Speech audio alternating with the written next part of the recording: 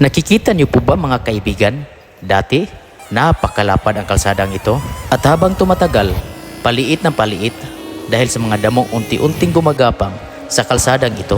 At pwede po ba ninyo akong samahan sa pamamagitan lang ng pagtapos na bidyong ito at pag-share at kung okay lang sa inyo, ma-follow na rin ang Facebook page ko sa ganong paraan na ibahagi na rin ninyo ang hangarin na makatulong sa ating mga kababayang dadaan dito araw-araw dahil gusto natin na ligtas ang bawat tao na dadaan sa mga kalsadang dapat nating aksyonan. Nag-iikot po ako sa mga national highway at sa mga barangay na may kalsada na delikado, lalong-lalo na sa mga blind curve na may nakaharang na damo sa gilid ng kalsada. Pero palaala lang po na mas mabuting mag-ingat po tayo sa pagmamaniho.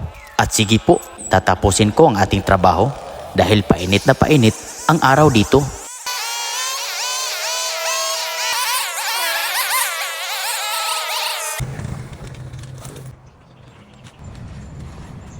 Yan po mga kaibigan, natapos na po natin. Malinis at maayos na ang kalsada. At kung nagustuhan ninyo ang video ito, please like, share, and follow po. Bye bye!